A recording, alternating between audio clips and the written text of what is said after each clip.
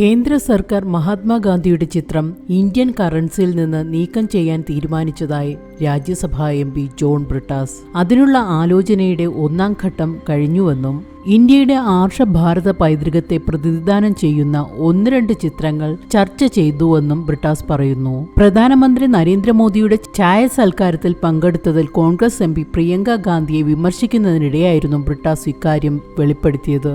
ഒരുപക്ഷെ പ്രിയങ്ക ഗാന്ധിയും കൂട്ടരും മഹാത്മാഗാന്ധിയെ ഇന്ത്യൻ കറൻസിയിൽ നിന്നും നീക്കിയ ശേഷമുള്ള തേയില സൽക്കാരത്തിലും പങ്കെടുക്കുമായിരിക്കുമെന്നാണ് താൻ വിചാരിക്കുന്നതെന്നും ബ്രിട്ടാസ് വിമർശിച്ചു. ജനാധിപത്യ വിരുദ്ധമായ ബില്ലുകൾ പാസാക്കുന്ന സർക്കാരിനോട് മൃദു സമീപനം സ്വീകരിക്കുന്നത് പ്രതിപക്ഷത്തിന്റെ വിശ്വാസ്യതയെ ബാധിക്കുമെന്ന് അദ്ദേഹം ചൂണ്ടിക്കാട്ടി. ഏറ്റവും ദൗർഭാഗ്യകരമായ സംഭവമാണിതെന്ന് പറഞ്ഞ ബ്രിട്ടാസ്, ഇന്ത്യയിൽ 50 കോടി വരുന്ന പാവപ്പെട്ട ജനങ്ങളെ തെരുവിലാക്കുന്ന തൊഴിലുറപ്പ് ബില്ല് പാസാക്കിയതിന് പിന്നാലെ പ്രധാനമന്ത്രിയുടെ ചായ സൽക്കാരത്തിന് പ്രിയങ്ക പോയത് ഇന്ത്യൻ ജനാധിപത്യത്തിന് ഏറ്റ തീരാ കളങ്കമാണെന്ന് കൂട്ടിച്ചേർത്തു.